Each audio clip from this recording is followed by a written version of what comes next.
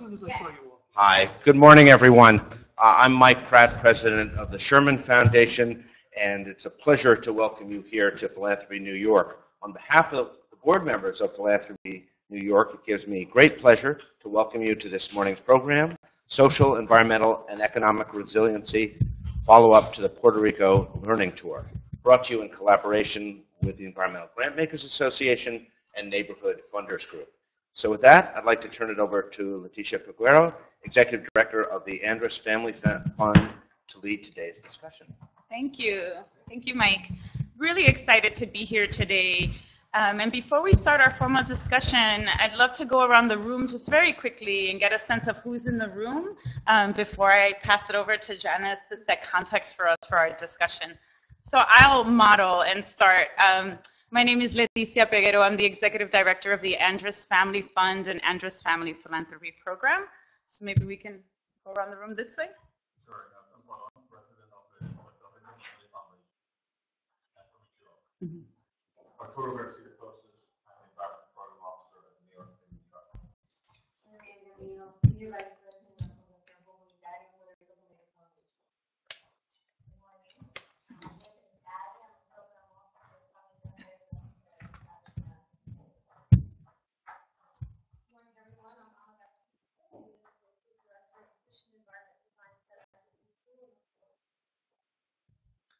I'm Adam Arms, Communications Manager of the Environmental Grantmakers Association. Good morning, everyone. Edna Diaspora, Program Officer at the New York Foundation. I'm Joshua Cohen with the Environmental Grantmakers Association. I'm Adam Leibowitz, Food and Environment Program Officer at North Star Fund. Lizette Munoz, I'm an intern at Puerto Rico Federal Affairs Administration. Good morning. I'm Sol Marie Alfonso Jones, Senior Program Officer of the Long Island Community Foundation. Good morning. My name is Brenda Torres Barreto, and I'm Director of the Puerto Rico Federal Affairs Administration, the regional office, which is based here in New York City. I'm still Mike Pratt. I'm Rachel Leon with the Environmental Grantmakers Association. I'm Jerry Maldonado. I'm a Senior Program Officer at Ford. I'm Jose Garcia, Program Officer at Sorna Foundation. Good morning, I'm Janice Petrovich. I'm a trustee of the Miranda Foundation and also a consultant to philanthropy and international NGOs based in Puerto Rico. Larry Shapiro with the Rockefeller Family Fund here in New York. Elizabeth Guernsey, Program Officer with Open Society Foundations. Olivia Armenta, Associate Director under Resiliency. Thank you, everyone. So in a second, I'm going to pass it over to Janice to set context for us, but I wanted to just give folks a lay of the land of how our discussion will take place today. So Janice is going to set a little context for us, give us an intro, and then we're going to have our great panelists talk a little bit about their work in Puerto Rico. So both their individual foundations perspective, but also within the context of the current economic situation that Puerto Rico finds itself in. And then we're going to have respondents. So Jose Garcia, Jerry Maldonado, Arturo Garcia, and Nelson Colon will respond to what they heard. So with that said, I'm going to pass it over to Janice to set some context for us and give us a little bit of an umbrella in a 30,000-foot overview of what's happening on the island. Thank you. In my few minutes, I hope to give you some very quick facts about Puerto Rico, its nonprofit and foundation sectors. Since my time is limited, I hope my remarks raise questions that we can later address in the discussion.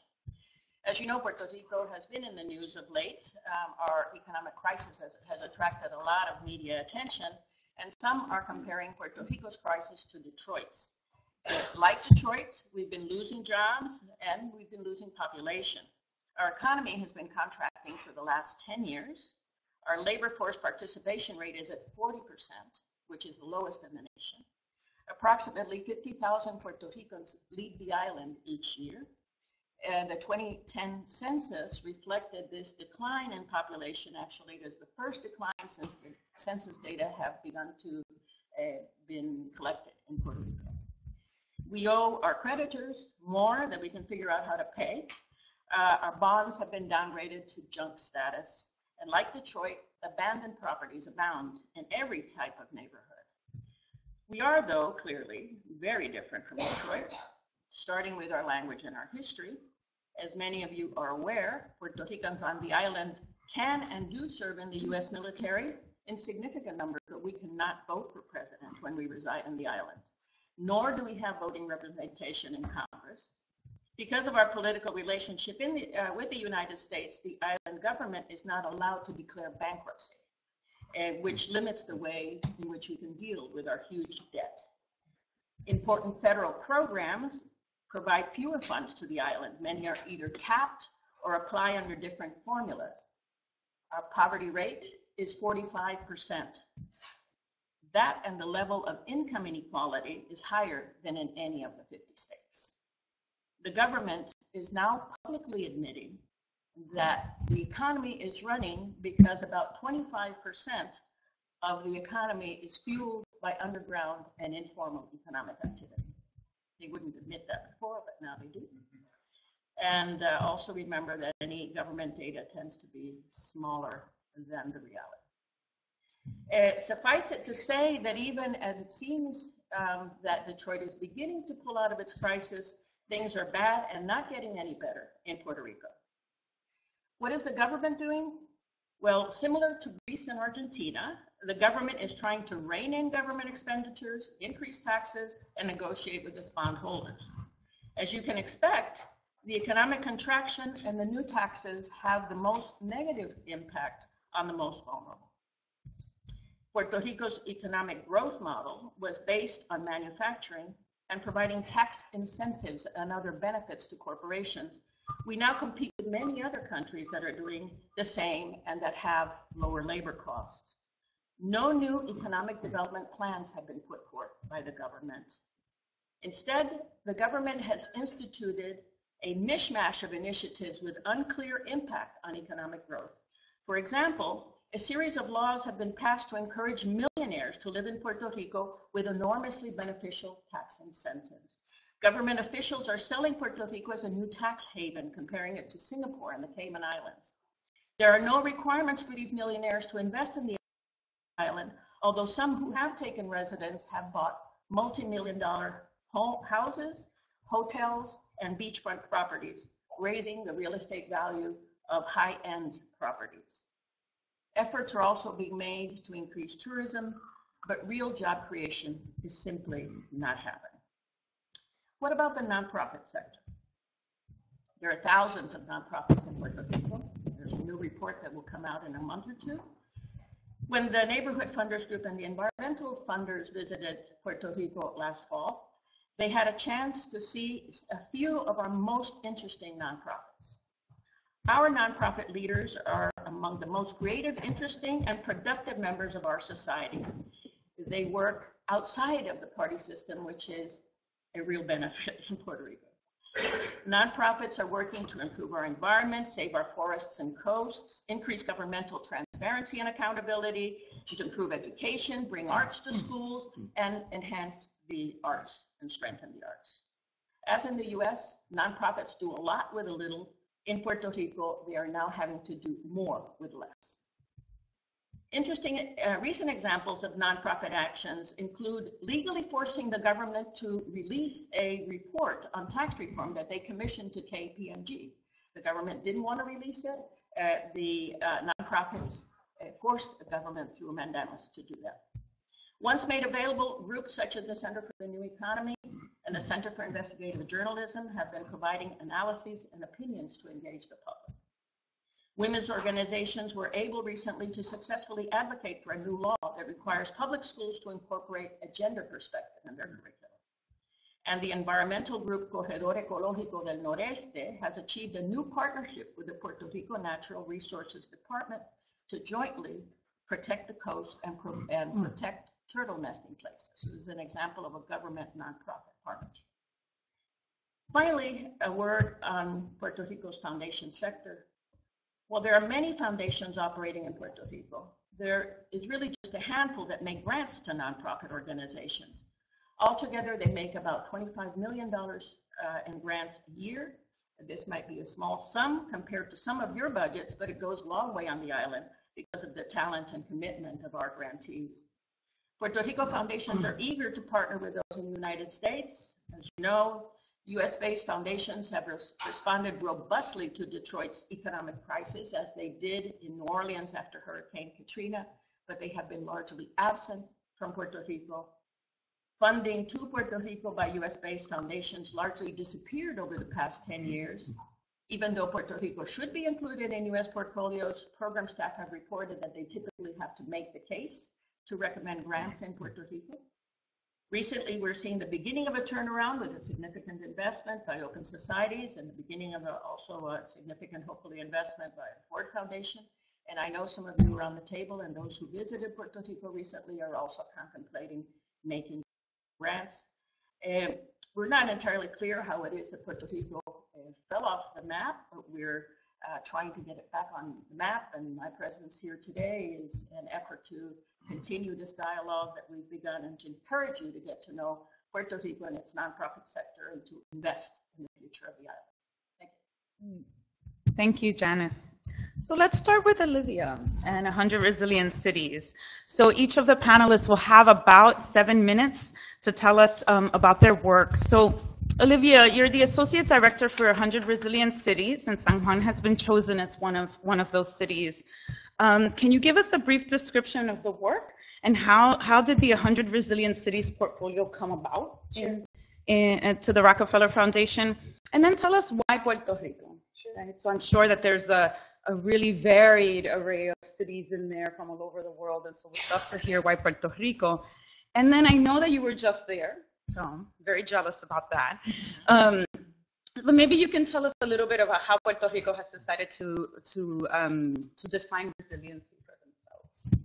Sure. So just to give an idea about the initiative, it's a $100 million initiative that was launched by the Rockefeller Foundation, and the idea really there was to catalyze resiliency across the globe. And so this was looking at economic, social, physical resiliency, and the idea then was to have 100 cities participate in this initiative. So right now we have 67 cities. We have had 2 rounds, and so San Juan became a member during the second round. And so this was an opportunity last week for me to go down there for the first time and meet with the municipality in San Juan. So I'll talk a little bit more about that, but just to give a broader picture of what we're trying to do. So one, it's this idea of catalyzing resiliency and foster new thinking and how to kind of integrate different parts of that, so social, physical, environmental, economic. And then also we're trying to grow the market for resiliency. How do we catalyze new thinking in the private sector to look at these resiliency challenges? So maybe first of all, it's helpful just to talk about how do we define resiliency. And what we're thinking about is the capacity of individuals, institutions, communities to not only survive, but to really adapt and grow. So like if the trajectory were a straight line up, we would hope that these shocks and stresses that hit communities would allow them to catapult themselves to another level, and really how do we use these acute shocks and stresses to be an opportunity to catalyze change in thinking. So in that sense, we really view San Juan as a very ripe environment for new thinking, because the municipality has defined acute shocks and stresses as being the hurricanes, the earthquakes, the economic situation of the island, decaying infrastructure, especially the transportation sector. And we spoke with Mary Yulene for 2 hours, so she was really palpably engaged, very excited, and really off the top of her head could name the acute shocks and stresses that she believed San Juan faces. So again, it was in that realm that we're looking at kind of the acute shocks, and then stresses. We see declining population, an aging population, a brain drain of a lot of the economic workforce of Puerto Rico. So in discussing that, we also discussed kind of what we wanted to bring to the table, and this is really the core offerings that we're bringing as the initiative of 100 Resilient Cities. So we're looking at placing a chief resilience officer in municipal government, and this person is to have a transversal, like cross-cutting look at how to leverage different sectors to to integrate thinking, and a lot of times this can be even more cost efficient than. So what I want to say is, it doesn't necessarily imply huge investments of money in terms of how the city has to be thinking about things, but there can be co-benefits in terms of integrating thinking across the municipality. So that is, and so there are co-benefits can be. And so I think that really speaks to the economic challenges, because the idea, I think, in a few scenarios is we could possibly find solutions that overlap and even create multiple benefits. I want to kind of bring that home a little bit in terms of examples, so it isn't so abstract. But sometimes this looks like the integration of, for example, some cities are really lacking in public infrastructure in vulnerable communities, and some cities are kind of grappling with, like, how do we then create public space? But we also know that this is an area that is prone to flooding. So how can this public space also capture floodwaters? And how can we think about replenishing the aquifer? And also we have the challenge of not having fresh water in this community. So can we capture it and filter it? So just kind of layering these different ideas where across sectors that might have been the water department and the public parks department. And so how are you integrating thinking across these sectors? Great, thank you. So I'm going to move on to Elizabeth. So Elizabeth, I know that Puerto Rico is one of the Open Places Initiative's cities. So my understanding, correct me if I'm wrong, is that there are 3. There's San Diego, Buffalo, and Puerto Rico. So can you tell us a little bit about the Open Places Initiative? And again, how did that come to be at Open Society? And why Puerto Rico is one of the 3? I know that the work on the island, and you'll talk more about this, is focusing on building capacity and promoting democratic practice. And I know when we spoke on the phone in preparation for this, there was a lot of conversation about how Puerto Rico's colonial status impacts the idea of talking about democracy and what transparency around democratic practices look like. So would love to hear your thoughts on how it came to be at Open Society, and then a little bit about the Open Places Initiative. Great. So as Leticia mentioned, the Open Places Initiative is an investment by Open Society Foundations in Buffalo, San Diego, and Puerto Rico. We initially launched this initiative as a way for Open Society to think more about what it means to be investing in place locally, given the challenges we know that low-income and communities of color face in terms of access to political, economic, and civic opportunities. So we're very interested in this idea, as Janice mentioned, around promoting civic capacity and democratic practice. I joined the foundation in December, and so I've been getting a lot of good learning around civic capacity, and I'm often like, how do we define it? So the way we've been thinking about it is really the work across sectors that accelerates progressive change that is both significant and sustainable, especially thinking about reducing barriers and obstacles that marginalized populations face in decisions that are made and how they work sort of in the civic infrastructure where they are. Our founder believes a lot in the power of place and that change happens at the local level. So while OSF and U.S. programs has historically made lots of investments in local places, it's often been around advancing a national campaign. And so this is really a new way for Open Places to really be investing in the place for the sake of the place and thinking about what the challenges and opportunities are in those places. So we launched the Open Places Initiative in 2013. We reached out to 16 municipalities who then applied for a planning grant, and we awarded 8 planning grants in 2013. And then out of that, Europe, working with sites across the country, we chose our 3 sites, Buffalo, San Diego, and Puerto Rico. We've committed funding at $1 million a year for 3 years, and we are committed to being in each place for up to 10, because we know that the kind of change that we're looking to achieve is going to take time. We have sort of 3 components to our theory of change in these places. So the first is that we've left it up to the site to think about what issues they want to address. So in San Diego, one of their main goals is around the criminal justice system and reentry. Buffalo is very interested in workforce development, high-road jobs, and I'll talk about what Puerto Rico is, our site in Puerto Rico is working on. The second is that in all of the issue areas that the sites are addressing, we really want this civic capacity, advancing civic capacities to be inherent in all those. So maybe that means bringing in more partners to the initiative. Maybe that means thinking about how data is used in place, or expanding data if there's lack of data. And then third, we've left it up to the site in terms of how they want to structure it. So if they want to create a new organization that brings in a lot of partners, that's great. If they want to work in sort of an intermediary way, we're fine with that too. So these are some of the broad parameters we've laid out.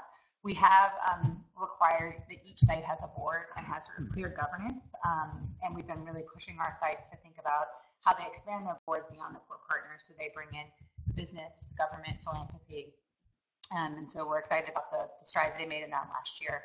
And then lastly, we've let all of the sites choose what geography they want to work in, which has actually been quite interesting in terms of our learning across sites. Buffalo has chosen to focus on the city. San Diego has chosen to focus on the county, and Puerto Rico has chosen to focus on the whole island. So this is made for a really fun, especially right. It's made for a really fun way to learn across sites. But we're really excited about what we can learn in our work in Puerto Rico. So as most of you know, the Center for the New Economy, who I know most of you are familiar with, is the fiscal sponsor for the Open Places Initiative, and they are actually the group that applied for the Open Places Initiative. Espacios Abiertos is the group that sort of spun out of CNE that is now sort of executing the Open Places Initiative. So far, Espacios Abiertos has engaged about 15 partner organizations, and they're constantly working on bringing in more groups across the island. 2014, I think, I know folks were down, I think in November, we're down there. 2014, I think, turned out to be a much larger planning year than we thought, but not surprising given that it's a complicated place-based strategy. And I think it also goes to the lesson that it takes time to build trust among partners, and I think that we're seeing that in all our sites, but especially in Puerto Rico. So let me talk quickly just about the goals that Espacios Abiertos is working on. First is access to justice. Their core partners here are the ACLU and the University of Puerto Rico Law School's clinic. And this is really thinking about helping Puerto Ricans know about their rights and their access to legal information and their right to representation with an explicit focus on vulnerable Puerto Ricans. They focused this year, 2015, on educating legal leaders and the general public about the legal resources and their rights. And they've set a long-term goal to have 1 million Puerto Ricans aware of the legal rights and their access to legal services. Recently, they've launched a website, which is very exciting, that has sort of amazing amount of information sort of for any legal situation you may find yourself in. And they're working to build out that website so that it can also be a resource for people to go to access pro bono legal counsel. And they're working with law firms and other clinics to try to expand the number of partners they have in that engagement. And they've also have these Know Your Rights videos that they've been producing and putting out on their website, which are really exciting, and they'll continue that outreach this year. The second goal that Espacios Abiertos is advancing is around economic security. They've been Center for New Economy and Espacios Abiertos have been very involved in the tax reform conversations that have been going on in Puerto Rico. And Espacios Abiertos has been speaking a lot about advocating for earned income tax credit, which, as you know, does not exist in Puerto Rico. And they're also going to spend this time thinking this year, in response to Janice's 40% of the folks being involved in the workforce, thinking about how to craft a workforce strategy for Espacios Abiertos. And the last area is around government accountability and transparency. So we're really lucky to have the Center for Investigative Journalism as one of the core partners there. Obviously, folks are aware of some of the issues around lack of transparency and lack of the FOIA law in Puerto Rico. And so Espacios Abiertos is really going to use 2015 and looking towards 2016 to think about pushing for transparency law, and also just thinking about talking about transparency principles in terms of leading up to the 2016 elections, in terms of thinking about candidates and folks that that sort of share these values in the very C3 context. Sorry, I shouldn't have used the word candidates, right? And then lastly, I think the really exciting thing that we worked on with the Socios Abiertos this year was that we convened about 30 journalists in Puerto Rico with EA partners and OSF staff to talk about the strategies that journalists can use to sort of push for transparency. This already led to a bunch of editorials and a lawsuit demanding that the government provide greater access to information. I'll talk quickly about the why Puerto Rico, but I also would just like to talk about some of the lessons that we learned this year. So I think the lack of transparency, I think creates challenges in terms of how you build civic infrastructure on the island. And I think that, there's been challenges in terms of getting education data or other types of data, and that's something that the Socios Abiertos is interested in terms of how you kind of can use that information to help promote these civic capacities.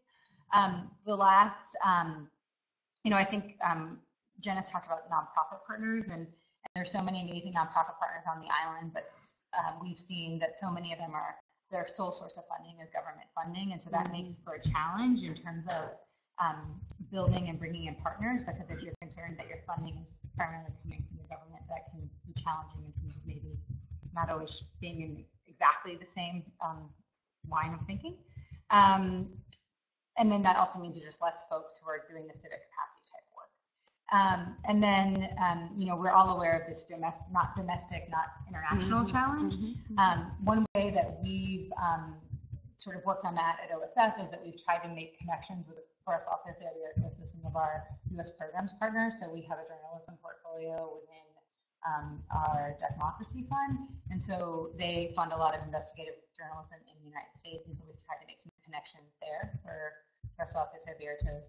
I think the other challenge we see here is that the lack of data and just the lack of Puerto Rico being captured in a lot of our national data sets has been a challenge again to really some things. So you can tell I'm a data person, but I can come back to that. But on a happy note, I think that we've been really impressed by how much talent and opportunity there is on the island. We were excited to get into Puerto Rico, I think, because of both the opportunities and the challenges that we've seen. And we are really excited about how this investment could maybe bring other foundation players to the table. I would say, I think some of the work that EA is investing in, especially around transparency and access to justice, is really something that will benefit lots of people on the island, given the challenges and opportunities Puerto Rico faces in this moment. So we're happy to talk about our work, and we really hope that others will join us in it. Great. Thank you, Elizabeth. So last but not least, Larry. So Larry Shapiro is the Associate Director for Program Development at the Rockefeller Brothers Fund. Family Fund, sorry. It's okay. Nobody's ever made that mistake. Apologies. Apologies. So, I'd love to talk about philanthropy for an interconnected world, right? And which, it seems to be perfect as we're talking about Puerto Rico, where a good portion of the population, right, is part of the Puerto Rican diaspora, of which many of us here in this room are a part of. So, Larry, can you tell us a little bit about your work in Puerto Rico? And I know that you funded Puente here, which is based in New York City. So tell us a little bit about your work and maybe help us understand how this idea of interconnectedness, right, philanthropy for Puerto Rico, under the umbrella of this idea of interconnection, how do we connect some of the work that you're doing here, both here with El Puente and the Puerto Rican diaspora, with what's happening on the island? Okay, well, I'll try. Thanks. So Rockefeller Family Fund is an entire, first of all, we're not that big, even though we have the Rockefeller name. We're maybe 1% the size of the now no longer here Rockefeller Foundation. But we try hard, and we're entirely domestic, but I'm glad to say that our board seems to define domestic as including commonwealths associated with the United States. We've tended to be pretty activist over the years. And for the last 10 years or so, our environmental program has been entirely focused on climate change, and just as to how we got into Puerto Rico and what that even means for us, and how that, I hope, connects to some other things. I'll go through that a little bit.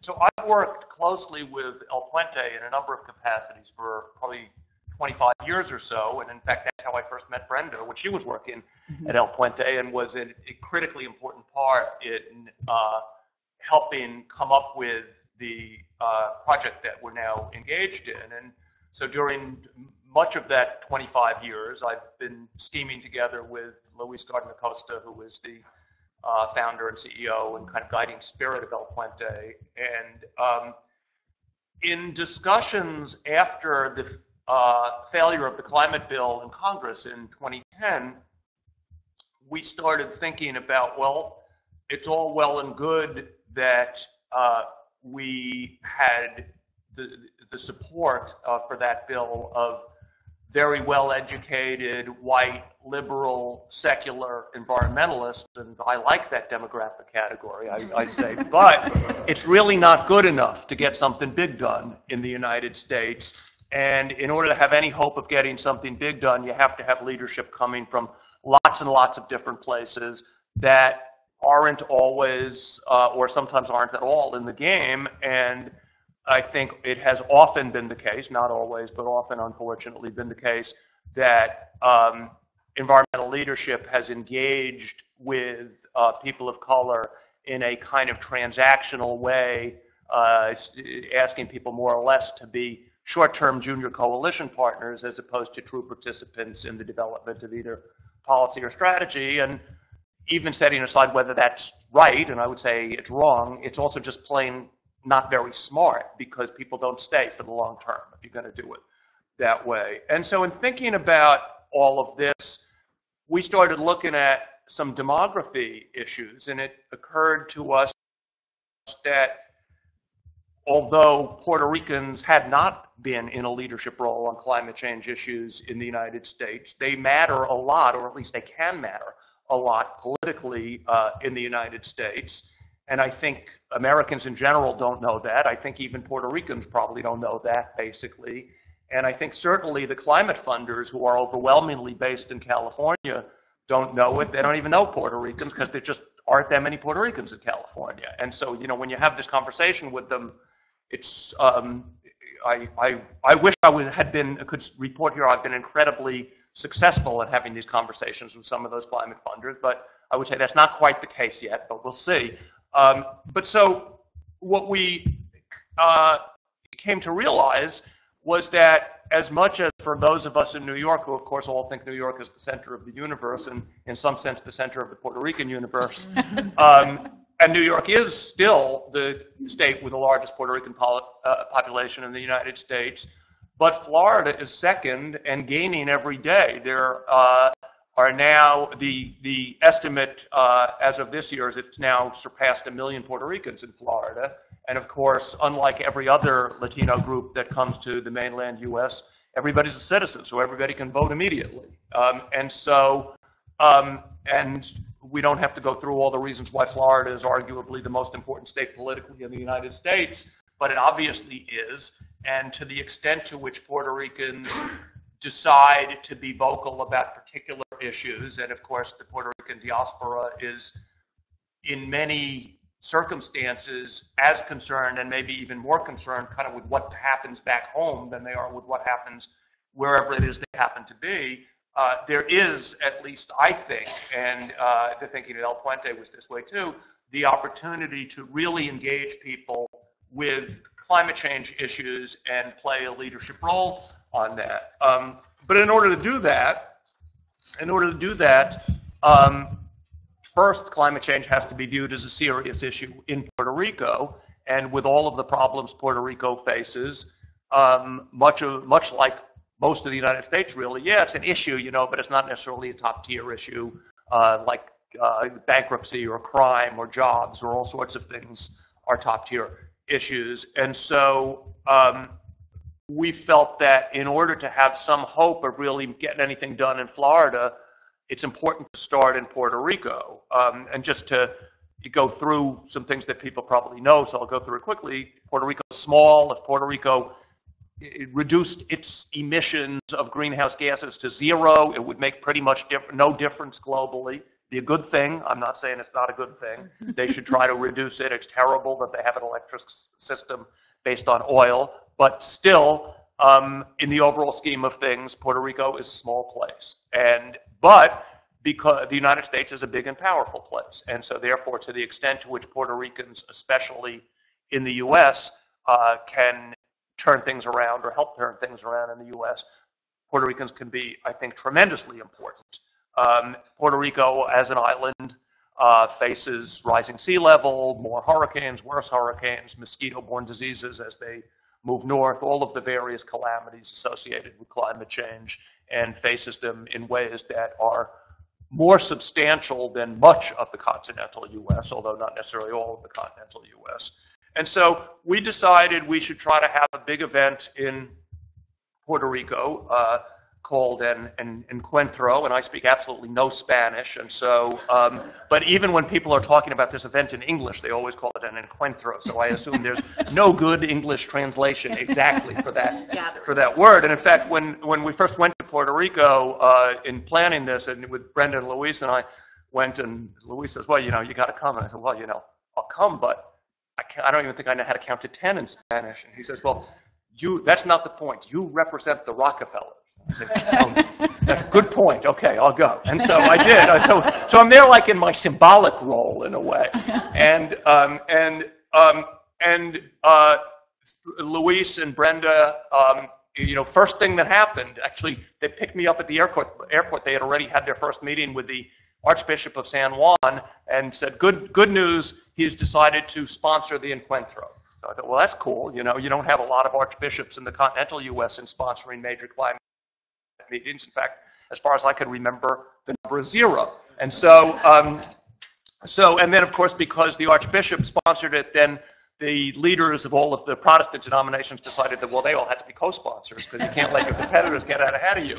And so we had this amazing event with the leaders of really every important sector in Puerto Rican society, the governor, the former governor, the mayor of San Juan, labor leaders, business leaders, the religious leaders, and the then newly elected governor issued 5 executive orders that were really what environmentalists in Puerto Rico had been hoping would happen for years and years and years. And I don't mean to say everything's wonderful. There are all sorts of difficult implementation issues associated with those executive orders, but it was pretty important.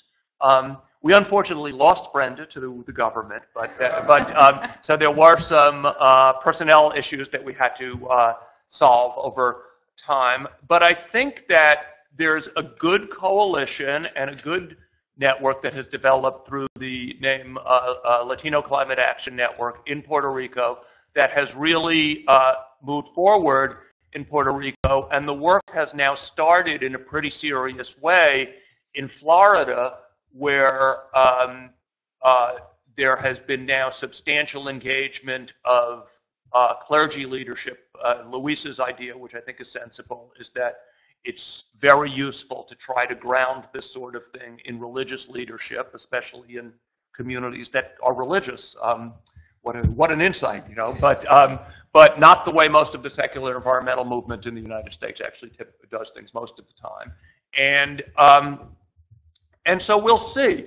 But I think that listening to some of what was discussed here, which was not really about climate change, I do think that the power, or at least the potential power, of the Puerto Rican diaspora, especially in Florida, is huge.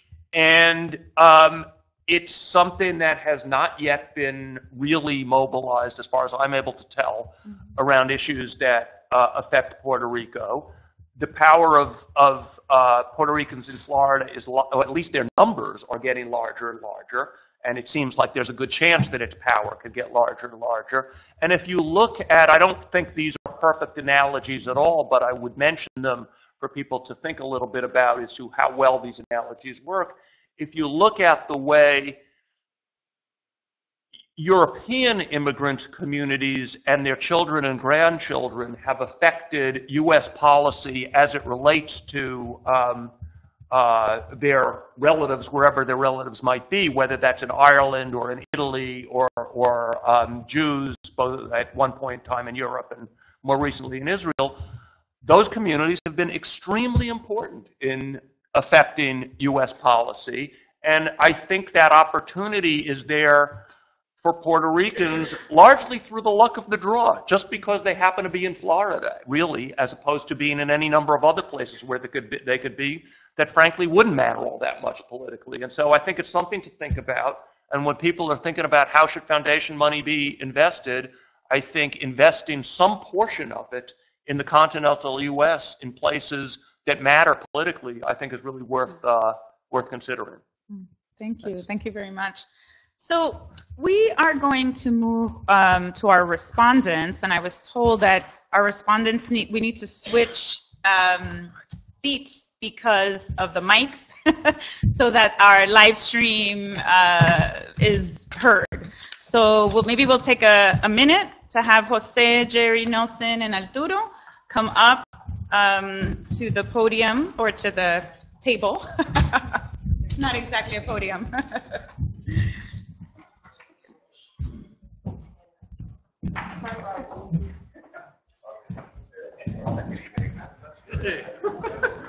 Yeah. Sabía que internet también.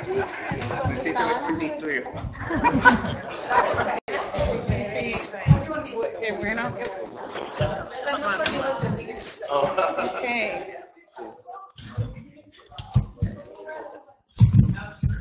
All right.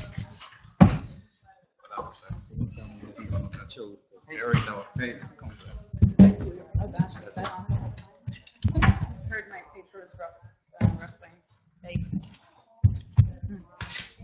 Okay, please. All right. Great. Are we ready? Yes. All right. So I am going to pass it on to our respondents in a second. Just wanted to sort of throw out a couple of questions for us to think about, both as the respondents are talking and then hopefully for a good discussion afterwards. And one was, we heard a lot about these different funder initiatives that are happening on the island. And so would love for us to have somewhere in our minds, how do we create an infrastructure that allow the funders to work collaboratively, right? This idea of collaborative, not necessarily collaborative funding, but just thinking through, what is the infrastructure that's needed, if any at all, to allow funders and affinity groups, right, to be able to work collaboratively on the island, especially as we take into account Janice's wonderful context setting for us and understanding the gravity of the situation on the island. And then the other question, I think, or thought for me, as someone that's part of the Puerto Rican diaspora here in New York, is always the colonial status of the island and how that impacts both its limbo status, right? So national American funders say it's not part of the US, and then the international funders say it's not international. And so just, having that as background information or some context for us as we listen to the responders, I think would be really great. So I'm going to pass this over to Arturo Garcia Costas, who's a program officer at the New York Community Trust. Thank you, Patricia. Well, I thought that the presentations this morning were excellent, and I had the honor and pleasure of going on the learning tour that the Neighborhood Funders Group and Environmental Grant Makers Association did in December. And I can tell you, one of the things I took away from that experience was the incredible potential on the island and the powerful need. And I think that the remarks that Janice made this morning sort of spoke to the need, and we can drill down what the results of that macroeconomic situation is, what the results of that kind of brain drain, that kind of talent leaving the island. Because think about the people that are leaving the island. Oftentimes the people that are bilingual, they're oftentimes people that, by their very nature, by the fact they're leaving the island, are entrepreneurial and are willing to take risks. So that those sorts of intangible impacts are important to understand. In that trip from Vieques to San Juan Harbor to the beautiful mountain forest of Adjuntas, I was impressed with the creativity, passion, and effectiveness of the community leaders that we met. And really, that's the kind of a fertile ground that philanthropic dollars can really help to build and to nurture. And you know, we were talking about resilience this morning, and Larry talked a little bit about climate change. Truthfully, there's been two shocks. The decision, the ill-advised decision by Congress to eliminate the federal tax break in a very abrupt manner in between 2004 and 2006, and the 2008 recession. And those two shocks really have shown and revealed the vulnerabilities of the island, many of the vulnerabilities of the island. And I think that addressing those vulnerabilities is one of the roles that these civil society leaders, these community leaders, can really help to do, that the government is not going to be able to do by itself. You need to have a nonprofit sector, you need to have civil society fully engaged on addressing these vulnerabilities.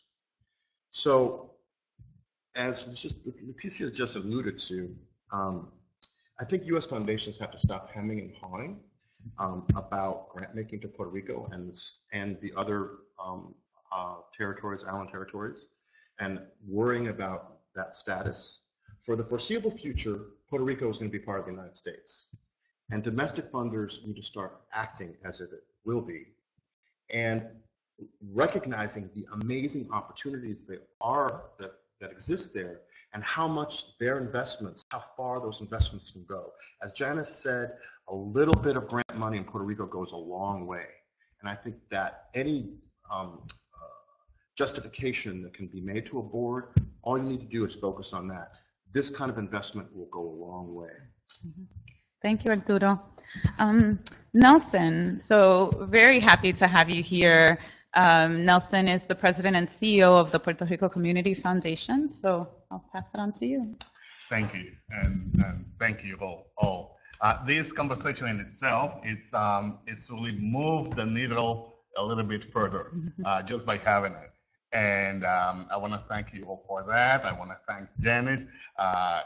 Janice, quite frankly, for the first time, I have heard a presentation that summarized so well, and in such a short time, the situation of Puerto Rico. We spent hours and hours and hours going around. So I'm gonna borrow you. Anyway, two or three thoughts. One is when the government is creating its economic strategy, and we need to think in terms that basically this is a government going into bankruptcy. It is not a people going into bankruptcy. So we need to separate those two. People keep on living, working, thriving. So when we look at that strategy, basically it depends on one, tax incentives to attract external capital, and secondly, tourism. We have gone through that road several times in the past. The challenge is that the window's open, the window's closed. So what we haven't looked at seriously, and that's where I see the opportunity for philanthropic strategies, is locally based economy. So when you look at the countries that are growing, thriving, expanding, they have very strong locally based economy. Dominican Republic, Panama, Vietnam, all of them have Singapore, all of them has a very strong locally based economy, and the government of Puerto Rico has to recognize that the locally based economy is another economic engine. I'm not saying it's the only one, but it's a very powerful economic engine. And in fact, the same thing happened in Colombia.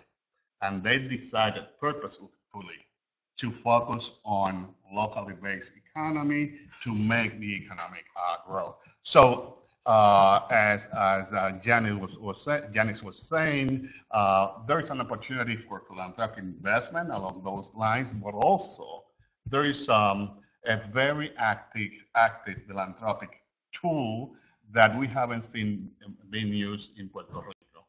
and that is economic and financial investment for economic growth. And what I mean by that is those groups in Puerto Rico involved in job creation, involved in micro-enterprise acceleration, they want financing. And the reason they are asking for financing is a grant is good, but every grant has an ending horizon, and they know it. You give me 10 million now, next year I have to go out and look for 10 million. Therefore, there is a dynamism attached to financial investment, and in our conversations with the economic development groups in Puerto Rico, they're really hungry for financial investment with sort of non-commercial terms. However, even if there is a return and if there is a yield and there are some interest in social and financial return on investment.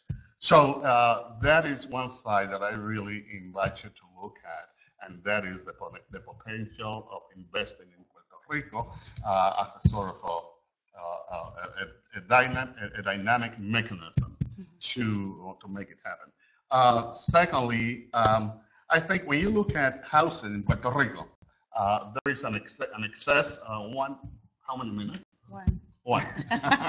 There is an excess of housing units in the bank's inventory. However, there is a need of affordable housing, and locally based affordable housing organization has produced around 6,000 housing units for Puerto Ricans. So that is another fertile ground.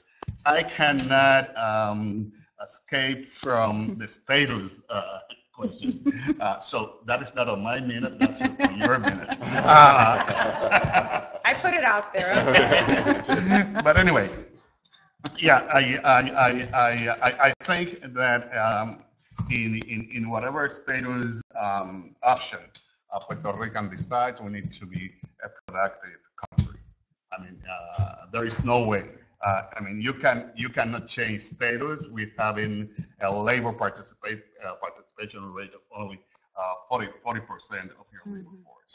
So we need to look very seriously at that in terms of having a serious conversation. But in terms of domestic and international, the question is where your border is, and whatever falls into your border. That's domestic. That is you can go into much more technical definitions, but Puerto Rico is a non-incorporated territory and so on. But you look at the U.S. borders, and you have one on the north, you have another one on the south, and that one on the south is Puerto Rico. It's not Florida, it's Puerto Rico. And just to finish, in the 90s, we established a program in Puerto Rico, Senat. Larry, you reminded me of this, that it mirrored El Puente. It was established in Gurabo. So there is a lot of gains in terms of these interactions, connections, and conversations. So I thank you very much for that. Thank you, Nelson. So I think it's a perfect segue to Jose Garcia, in part because you were talking a lot about locally based economy. And Jose is a program officer at the Cerna Foundation and the Strong Local Economies portfolio. So I think his understanding and his really expertise in this area, it serves as a perfect segue. So Jose, I'll pass it on to you. Yeah. Thank you, and thank you for the panelists that were just presented. I just want to make 4 points. I think that, as we know, the issue of the crisis in Puerto Rico is not something that happened yesterday, right? This is something that has been brewing due to political, not only political, but clearly an economic development policy that actually have been not being addressed. And the issue of its debts could be corrected. Therefore, the correction of its debts will be corrected. And as we think of Thunder, I think it's important to understand that the importance, I think, of investing in Puerto Rico, but you can invest in the United States and invest in Puerto Rico, right? they're in critical role of the federal government that can play here, right? Clearly, not only invest in the federal government to help Puerto Rico to actually deal with the issue of bankruptcy. It's a critical step to help the island. And U.S. funders, I think Larry, a very important point around the role of Florida, but I will add the whole northeast of the United States, right? In which Puerto Rican play a critical role in critical cities in these areas for political acumen of any type of country, which is extremely important. The other point that I would like to make is that the Puerto Rican political limbo, as it's been defined, not necessarily means a philanthropic limbo, right? We have, you can invest in Puerto Rico as you can invest in any city in the United States. So therefore, that doesn't mean, and the critical role, I mean, if we talk about the Puerto Rican diaspora, the critical role that the Puerto Rican population have played in the history of this country and the strong connection to this country, make it so part of the, not only as citizens, but clearly of the construction of the American concept of what is to be an American.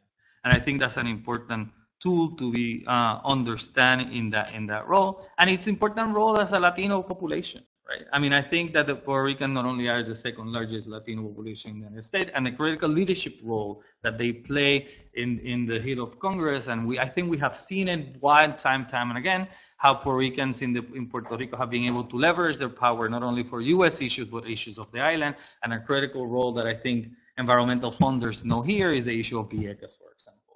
How assisting the process of stopping actually one of the most powerful, right, military conglomerate powers in the United States and stop it from bombing an important island to stop cancer, right, and others. And that is not only the play of Puerto Rican in Puerto Rico, but also the play of the Puerto Rican diaspora there. Understanding that I think is extremely important.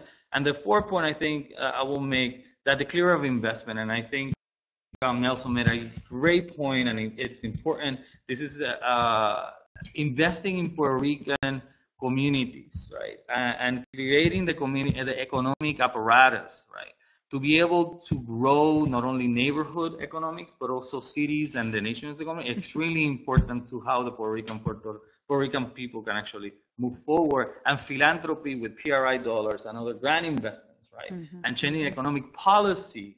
A system change, investing in that infrastructure can be critical to actually move the island forward, and critically also how the island goes, certain cities of the United States go. And I think that's an important role. We're talking about Hartford, Connecticut, Springfield, Massachusetts. We're talking about Orlando, Florida, and New York City. So, thank you.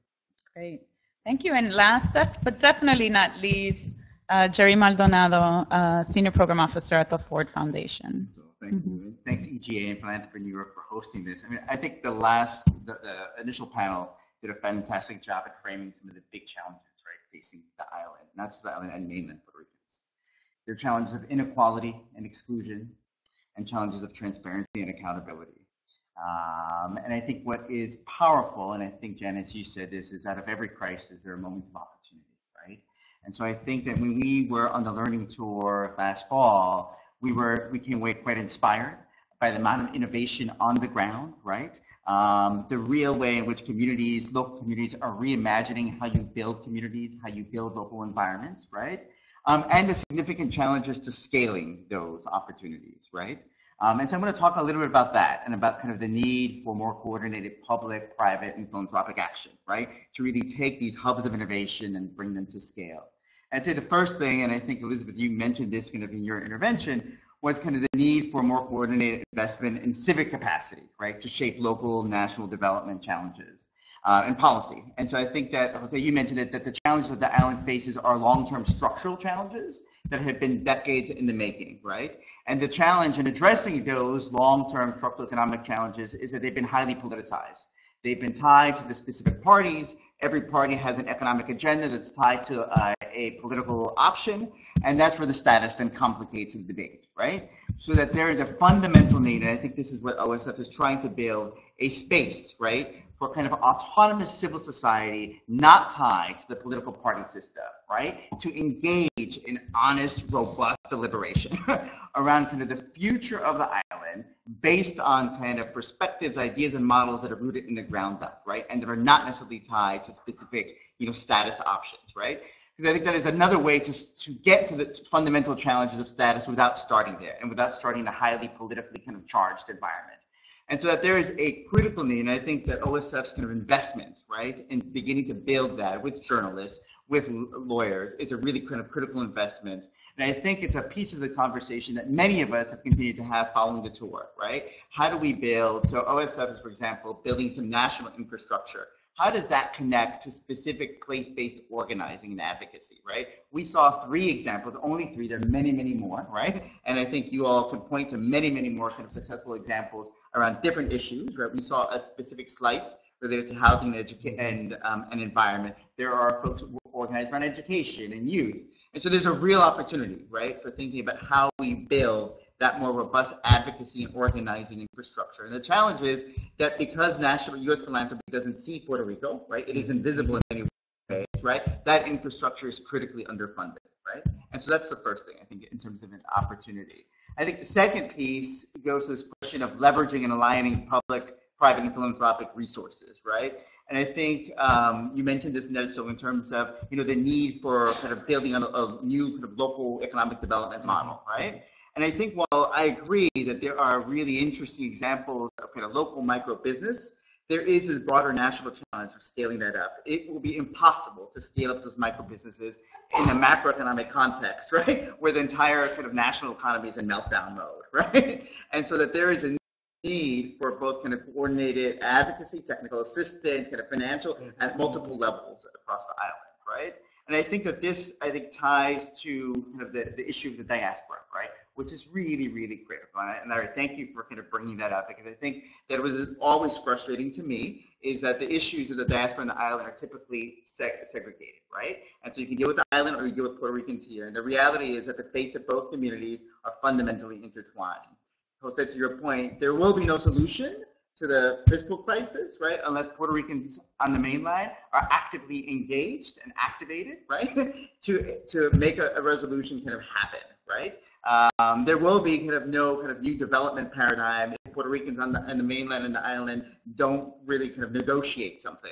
And so I think that there is an opportunity to really mobilize. I think there are really specific political opportunities with Florida, with kind of New England, and I think that this was also represented by some of our the groups on the ground. Some of the groups are facing really specific challenges linked to kind of federal policy and action, right? Whether it's kind of the dredging of the canal and the lack of resources, right? So those resources will not be attained, right, if there is not kind of more direct advocacy, right? And again, I think Puerto Ricans on the mainland can play a critical role. And the third piece is really supporting the collective voice of philanthropy, and I'm going to end there, right? Because I think philanthropy, mainland and island philanthropy, have a real opportunity to create the convening spaces that help set the agenda, right? So again, because many of these issues are so highly politically charged, we can create that space, right, that creates cover, right, among the different players to engage in conversations around the future of the cities, of the island's kind of economic development paradigm, right, around climate change. And I think that we also have a kind of critical role in leveraging different financial instruments. Many of us invest in direct grants, we have PRI, so the question is, how are those kind of investments aligned? And how do we forge a common voice? So there's a whole kind of communication strategy also that I think philanthropy has a potential role to play. So I'll pause there. Great. Thank you, Jerry, for that very impassioned ending to the of the responders. So I think we're ready to open it up to questions. And I'd say it's to questions to the responders, so Arturo, Nelson, Jose, and Jerry, as well as Larry, to Janice, to me, and to Elizabeth. So there's a bunch of folks here to answer questions or to help us think. And so if there are no questions, to really sort of spur conversation and to help us think about what you've heard, what we saw, and the opportunities that exist on the island. And we'll bring the mic around so that folks on the live stream can hear. I have a question for Leticia. Oh, you have a question for me? Okay. Yeah, because you mentioned affinity groups, and I'm relatively new to the philanthropic community, only about a year and a half or so. And there's a lot of affinity groups. I think there's more than 40, perhaps even approaching 50. And I think it's interesting to think about a strategy, going to what Jerry said about creating spaces and convenings, of how we can bring the issue of Puerto Rican opportunities and Puerto Rican needs into these affinity groups in an appropriate way. And it's definitely something, a dialogue that people like those convening around the table here could probably help. What do you think? Yeah, I mean, I definitely think it's important. I think the challenge, and maybe Jerry and Jose being part of Neighborhood Funders Group can speak to this as well, is, how part of it is a representation issue, right? And so oftentimes some of it comes in with NFG, and I can't speak to that, like the diaspora, right? Those of us that are in philanthropy, that are in these affinity groups, saying, hey, putting a light on what we believe is happening and the importance of the issue. But I think some of it will be, what are the interests also of the funders on the island to be part of this conversation? Whether it's, we can start naming them. There's so many. Whether it's EGA or some of the other groups. It's really important, I think, for the voice of funders on the island to be part of that conversation. So it isn't just, Leticia, who's in the United States, saying that we should look at this, but it's also done in collaboration with our colleagues on in the island, in the philanthropic community.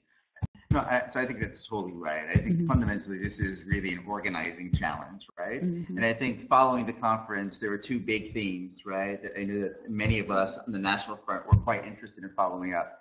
And they relate to issues of economy and equity, right? And the equity piece as a whole, you can slice that, right? There are environmental kind of resilience equity, right? There's kind of the broader accountability, transparency, social justice, infrastructure kind of equity. Those are two big themes that there was a lot of interest and momentum, and we continue to talk with one another to figure out how we best organize ourselves, right? I think, again, this moment of the island's fiscal crisis represents a significant opportunity, right, for philanthropy to have a much more concerted voice in a resolution, right, and in helping to bring together parties to think about the various kind of alternatives to resolve the crisis, right? And I think, so that's one kind of moment of opportunity, right? There's also around the economy this need for a new development paradigm on the island, right? Irrespective of status, there is a need to have a new conversation, right? And that ties directly to environment, that ties to education, that ties to all sorts of other things, right? So I think on the national side, we kind of at NFG have continued this conversation with our partners at EGA. I think today's event, is a culmination, right, of that initial kind of partnership. And so I think that there is interest, right, among a number of affinity groups who want to kind of move this agenda forward. I think the challenge then arises with our partners, right, on the island, that we cannot carry this conversation, right, alone, right? And that there is a need to have local funders on the island organized collectively, because just like in the U.S., if Ford leads an agenda, it is Ford's agenda, and that's the death knell of any agenda.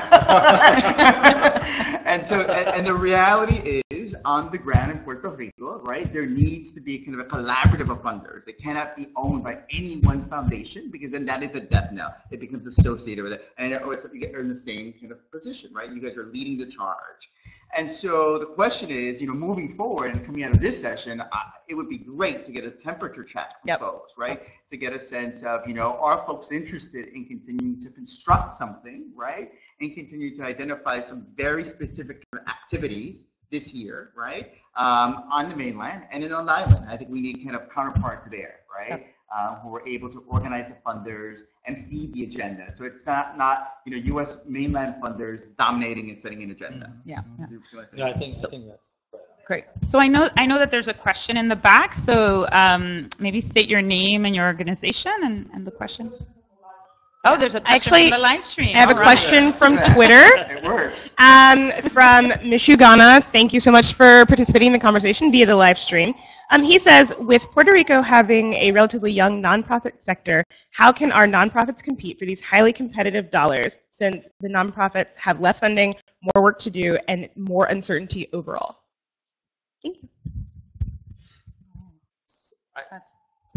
Janice? I just wanted to point out that Puerto Rico's nonprofit sector is not relatively new. It actually is pretty old. And some of these organizations have been around for quite a long time and have been doing hard and good work for quite a long time. Foundations are not new. Foundations have been around for a long time.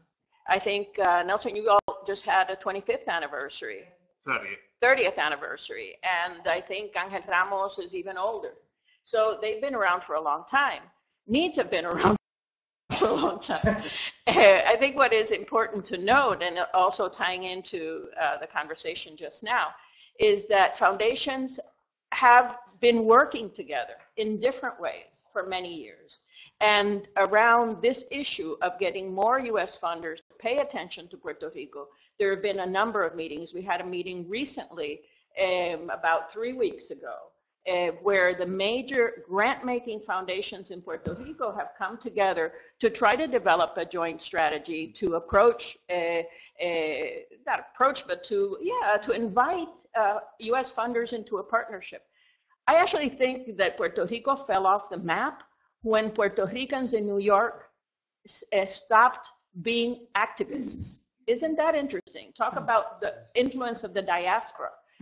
In the 70s and 80s, Puerto Ricans, and 90s, Puerto Ricans in New York were very much activists. They would go into foundations. They would go and meet with Franklin Thomas of the Ford Foundation and say, what are you doing for Puerto Ricans, right? And as a result, there were in foundations people who were program officers assigned to issues of Puerto Rican, later became Hispanic. In Puerto Rico, there was, in Ford, there was a fellow who passed away, Bill Diaz.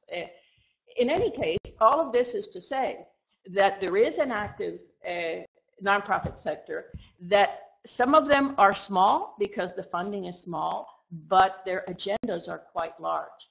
Proyecto Enlace, which many of you saw, has a huge agenda. Dredging a channel which costs $385 million to dredge, which can only be done by the U.S. Army Corps of Engineers. Casa Pueblo has a huge agenda. It has a sanctuary, a forest that it takes care of in partnership with the government. And many of these organizations have extraordinary leadership and innovative approaches. The Proyecto Enlace has a very innovative affordable housing or housing for the poor initiative in which they've created a fideicomiso, which is a land trust, a community land trust. So these organizations, many of them are ripe for scale up. They're ripe for investing, and they could have a very important transformative, increasingly transformative impact in Puerto Rico.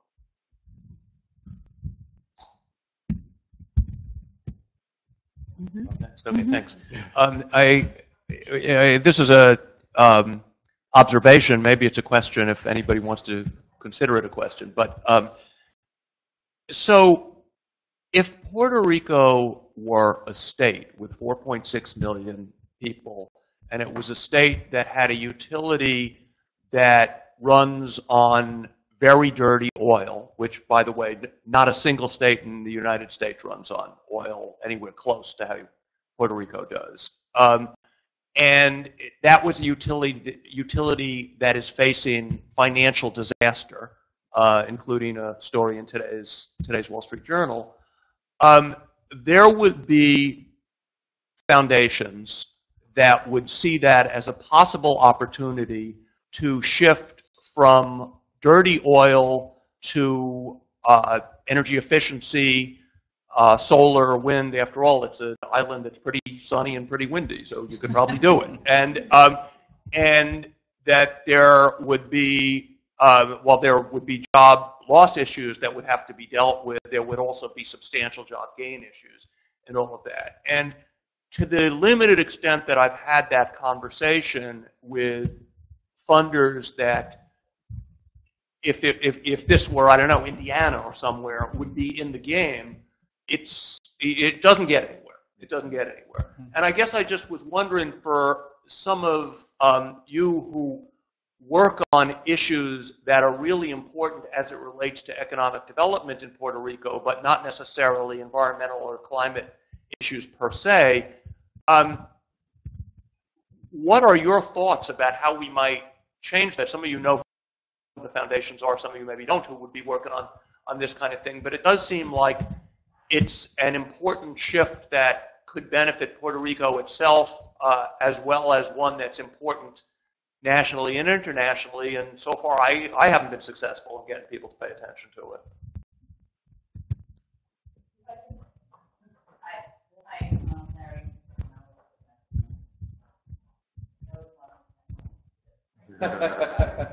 So, hi everyone, Claudia Gutierrez, and I work for EPA, and we've been really involved with a lot of the work that's going on in the Caño Martín Peña. But I wanted to add to what Larry said, definitely lack of infrastructure. Water infrastructure is another issue that we are seriously working on, but definitely looking at those options of how to bring, 50% of the infrastructure is also lacking, and that also adds to climate change, obviously. And on the thought of clean renewable energy, we have had companies that come to Puerto Rico through our Puerto Rico Recycling Partnership that are concerned to setting up shop and creating jobs because of the energy costs. So going back to what you said, definitely investing in clean renewable energy. The other thing I wanted to mention is capacity building for grant making. I know grants end, but at some point they help, obviously. And we definitely have a challenge there. There's no capacity building for applying for grants, and then the other challenge is cost sharing. So if all of you, the panelists, can think of those options and how to think of ideas on how we can definitely break those barriers. Thanks, Claudia. The other thing that I wanted to say to Larry's point, I wish that I knew this.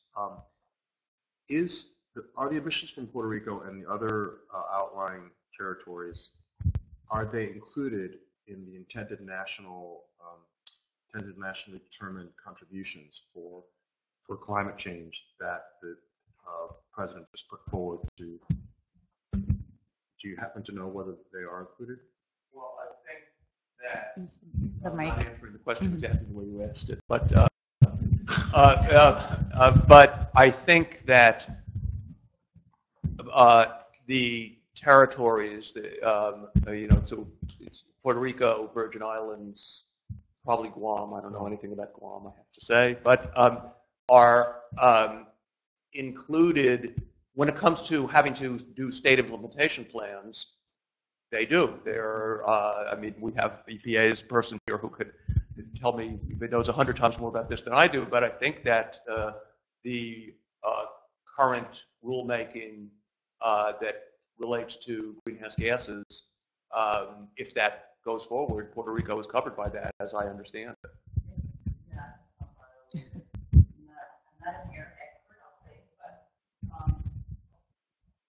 So with respect to air regulations for the MATS rules, as everyone knows them, mercury air toxic rules, definitely Puerto Rico is not, it's going to have challenges in meeting those rules. And you talked about using oil, which 70% of the oil is used in PR. And so definitely a big challenge for us because those rules are here. And the same goes for CO2. So definitely we need to work. We're working with PREPA, but it's going to be very challenging. And I know right now they're looking at the Aguirre plant, and I won't go into more details. And hopefully that will come to fruition. And if it does, then we'll be in a better place. But still a lot of challenges ahead with respect to air rules. Yes. Yeah, part of the reason Larry, part of the reason I asked this question is that given the fact that Puerto Rico has 4.6 million people, and which makes it far ahead of many other states, that in terms of the investments of the West Coast climate funders, for example, they should examine what the contribution is, relative contribution there, and say it makes more sense, it's bigger bang for our buck to invest in dealing with this situation than to invest in Wyoming or invest in other places. No disrespect to Wyoming. No, I absolutely agree. The other thing that I wanted to add is the political advocacy. It's really important, and I think it's also lacking there because we have projects, for example, in New York, that Long Island Sound gets tons of money, and why can we get the caño dredge. So there's. I just wanted to say a couple of things.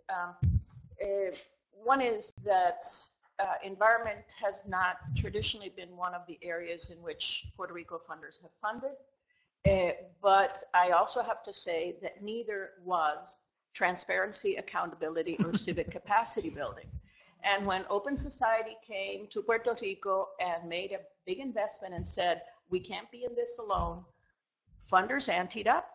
And now this Espacios Abiertos initiative has a set of funders who previously did not support any of those things. So this is to say that your funding can also initiate things and get funders to think about new things that they have not been thinking about. So it can create an incentive, I think, in the funding community.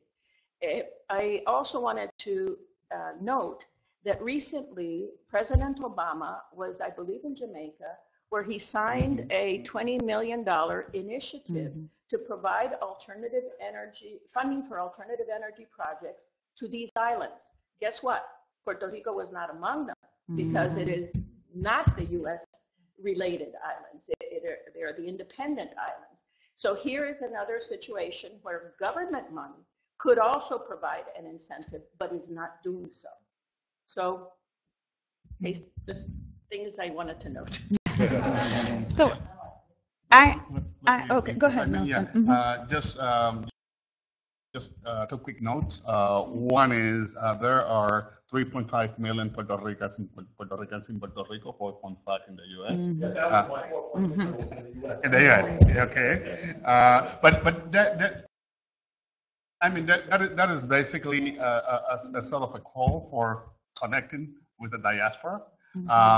And secondly, going back to the whole economic engines of Puerto Rico, tax incentive, tourism, energy, I think that I would reverse, and locally based economy, I would reverse the question and ask you, if we were to make a case about energy in Puerto Rico, what would that case look like? What are the attractions for that case moving forward? What are the key elements here in terms of making that case? Okay. Solar investment, definitely. But again, you know, we have to deal with the situation of PREPA. So yeah, there's got to be a you know, I guess you have to break that barrier there. Which by the way, calls, and I'll mention this quickly, for a different kind of alliances in Puerto Rico. We need to look at labor unions. We need to look at credit unions as allies with the philanthropic and nonprofit sector to make things happen. Yeah. And I would just add, we've been sort of shamelessly trying to create connections among our sites in terms of how they can advance their goals. And, you know, there's a big solar plant in Buffalo that's getting going. And there are people who are like, well, you have a solar plant in Buffalo and Puerto Rico has a need. So why not just make those two things happen, which sounds really good. And I think when it's exciting, but we've gone, you know, we've had some folks kind of investigate that. And I think they see it as such a risky investment that they're just not like, and so I think it goes back to maybe this diaspora question of like, how do you start creating the will and like helping companies see that maybe there is actually a return on investment here, and how do we make that happen, or how do we use a PRI or something to sort of catalyze that?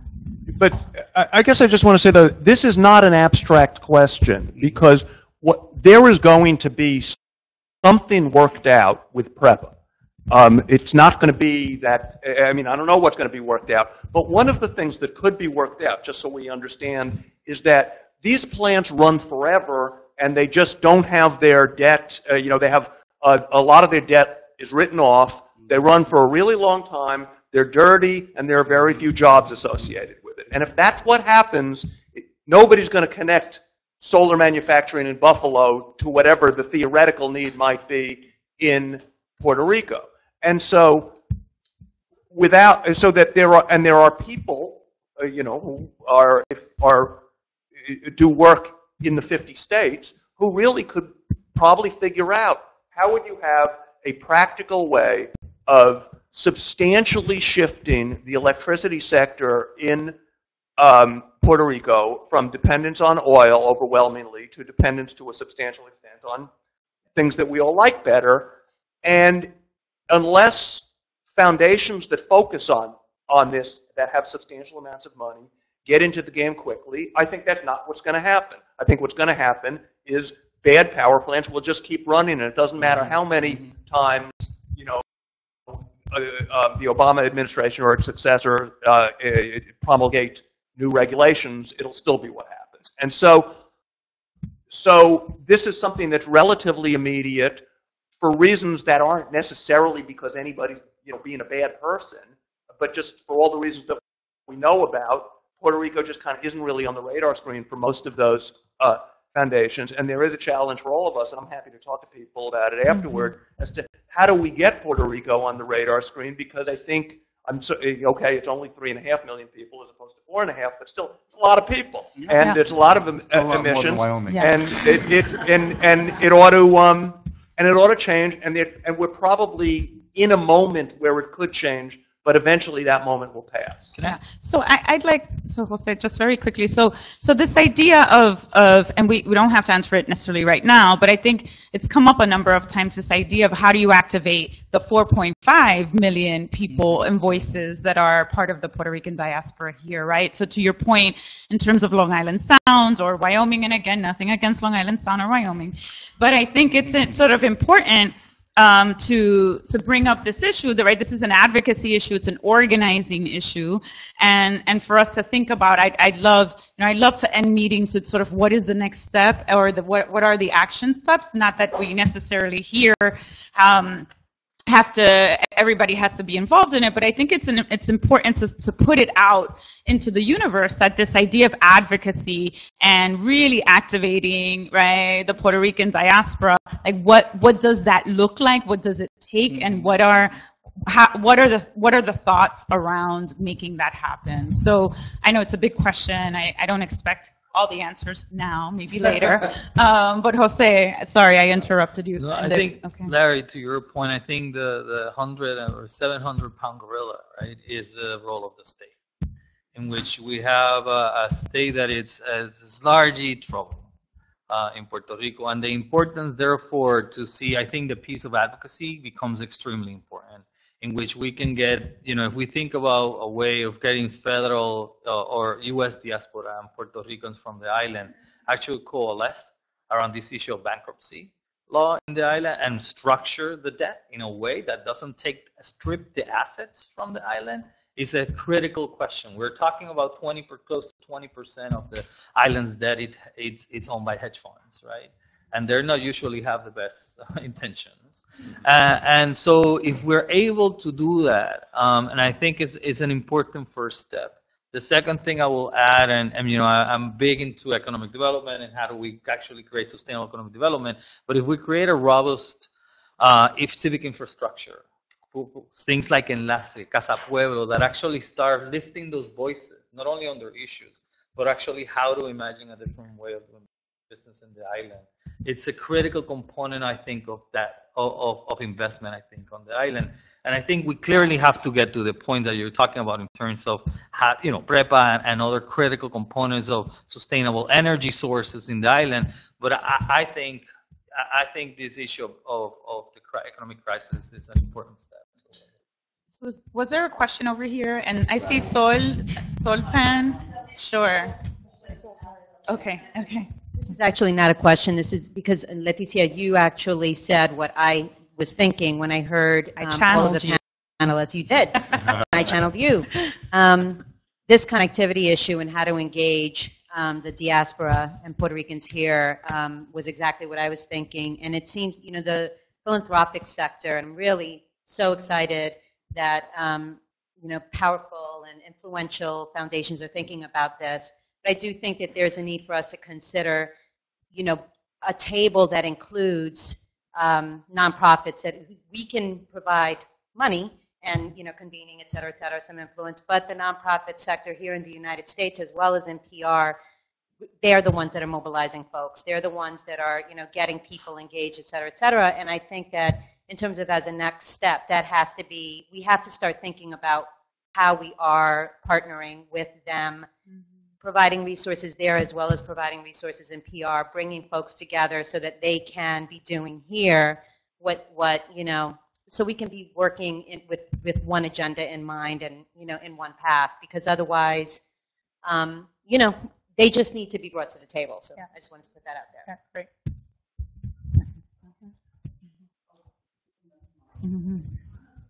Right in the black, yes, sweater, shirt. So to this point about, you know, raising the profile with the diaspora and making those connections, have you all been engaging? I'm sure you have, but what's the best way or some ideas to leverage institutions? You know, obviously I'm from an institution right here down the street with lots of resources, and I'm sure there's other universities that have engaged with Puerto Rico in many different ways, but how do you leverage and also coordinate some of that activity that's happening within the intellectual space to best help and support the work that's ongoing on the ground and through philanthropy, making those connections?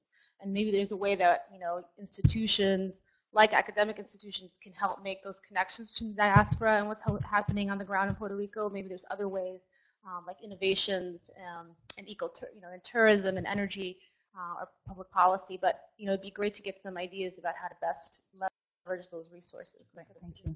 Well, you know, in response to your question and what Sol and Jose talked about, I agree that these structural issues they have to be addressed, they have to be dealt with.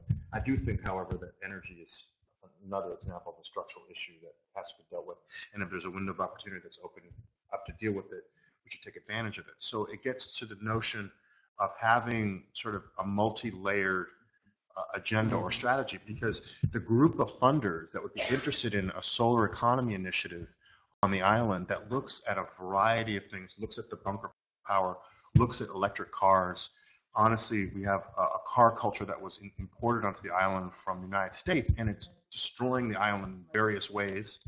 And we have this window of opportunity that electric cars, a current generation of electric cars, could do everything that's needed to be done on the island in terms of travel on one charge. And that's just this generation. The next generation of cars is going to be even better. So I think this notion of coming up with areas that will bring in people that are interested in that area is something we should explore. Because the funders that are going to focus on those structural issues that Jose brought up are not necessarily going to be the same funders that are going to be focusing on a solar economy initiative. So the one thing I want to mention, and I really want you to think about this, that clean renewable energy is just not, you know, we all know the benefits, but the other big issue in Puerto Rico is public health. Asthma rates are one of the highest in the country, and we need to think about those things when we talk about solutions for clean renewable energy. And then the other thing, to your point, Arturo, is that tax incentives. It takes political will. Puerto Rico could give tax incentives to all these options. So I think that those things need to be brought up to And Nissan and PREPA signed an MOU where they've exempted electric cars from the excise tax, which makes those cars, I think, 20 to 30% cheaper than a comparably priced internal combustion engine vehicle. Jerry? I wonder, to your point, I mean, I think, so I think that there are multiple kind of agendas that have been talked about, right? And the question is, you know, how do we kind of divide and conquer in a coordinated way, right? So there's this question of kind of green infrastructure, kind of renewable energy, right? Environment and economy, that there is a moment, right? I feel like we need someone to organize that conversation, right? And I think I would ask Rachel, Larry, think about like what role EGA might be able to play, right? And helping us both not just identify kind of the funders in the U.S., but then who are some of our partners on the ground. So again, Casa Pueblo, for example, is thinking about, kind of solar energy and how you scale this up, right? So we have allies on the ground in Puerto Rico, right? And I would then defer to our partners on the island, right? To identify who are the right kind of either funders who might be sympathetic or kind of nonprofit partners who could lead a conversation, right? We have key allies in the public sector there who should be part of this conversation. So I would say that would be one piece, right? There's this second piece around kind of civic infrastructure, right? And Elizabeth, I'm thinking about, again, this is a big piece that OSF is really, right? I think that the agenda would have to be expanded to talk about not just civic infrastructure on the island, but in the US, right? And tied to a very proactive integrated civic engagement strategy, right? So I think that, there are ways we can invest in kind of diaspora communities that could advance multiple kind of agendas simultaneously. So that would be kind of a second piece. Third, the 500-pound gorilla is the bankruptcy, right?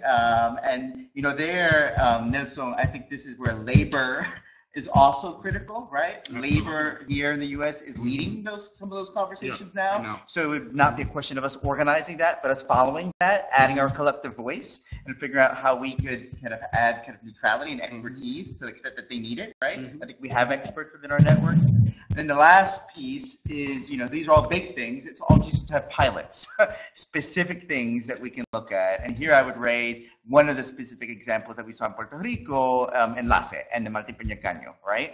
To say there's a very specific example, right, of a community that is having, that has the potential to demonstrate what development could look like, right, is running to some very specific federal kind of policy advocacy. This is with the Army Corps of Engineer, right, specifically around kind of the acceptance of a report and release of dollars.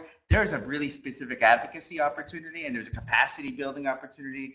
So I think to the extent that, and I think each of us around this table are interested in different pieces of that agenda, to the extent that we can take on different pieces in a coordinated way with folks leading, but having a space where we can share some of those strategies would be incredibly powerful. I don't have an answer for that, but I think this is where both an EGA, NFG, kind of, figuring out other affinity groups, right, take on different pieces of that agenda could be very helpful. That's kind of my proposal. Thank you so much, Jerry, and everyone for your support to Puerto Rico and to our challenges, because there are so many more challenges that, as Claudia mentioned, we are not discussing here and that are going on.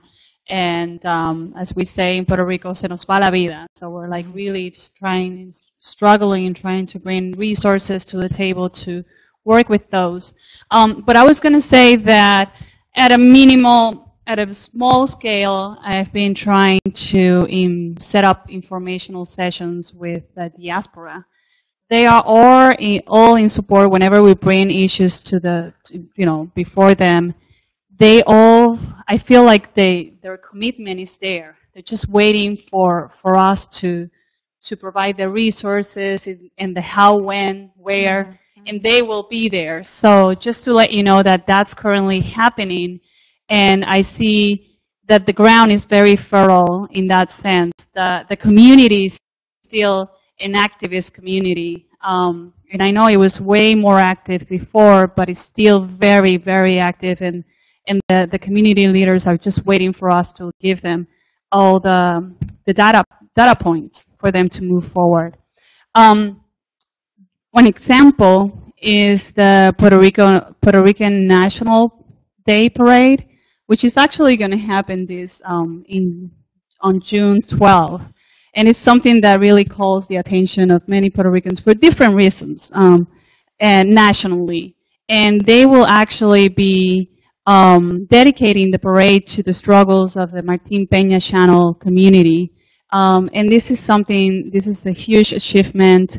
And just to give you some, ideas on how this is progressing, I think it's going to move forward.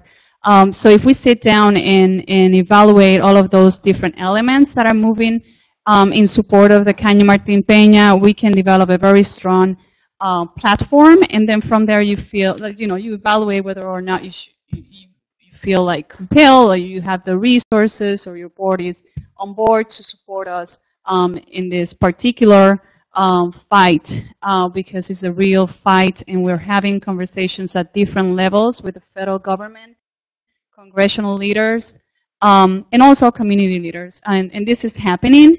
It's just a matter of finding additional support. Parade? Yeah, and I think, to that point, that's actually a conversation that Jose, Jerry, and I have been very involved in, and having Caña Martín Peña as part of the Puerto Rican Day Parade. We sort of dreamt that up, actually, during our tour, right? Like, how do you... On the canal. On the canal, actually.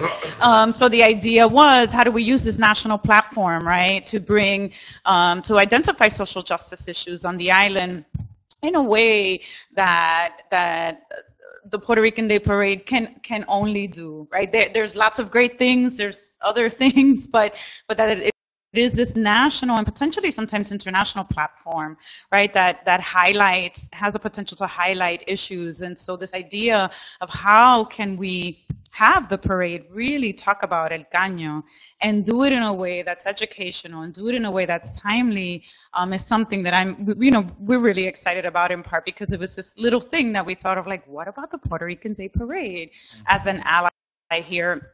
But I do think, and we're at time, that this question, which I think was a great point, Brenda, like, how do we galvanize, right? What are the mechanisms? Who are the folks that the diaspora needs to understand, to look to help, bring some political will and advocacy here, in the United States to put a magnifying glass to some extent of what's happening on the island. I don't have the answers, but I think this is really a great both opportunity for those of us here in the room, and I'm glad to know that the live stream is working. So for those that are watching us via live stream, to really, the passion is here, the advocacy, what's missing is the political will. And so I think, how do we really begin to turn to focus the attention of both the diaspora and then those folks on the island onto how do we reimagine a future? One of my hashtags, please feel free to use it, on Instagram is, hay otra forma. And so how do we use that as potentially, right, not just a hashtag, but really to dream up a new future for this island that we all love and care about. So I want to thank everyone. I want to thank Philanthropy New York, EGA, and NFG, Neighborhood Funders Group, both for the tour, which was amazing, but also for this opportunity for us to all get together and to talk about it, to talk about what we learned and to talk about the potential future. Thank you very much.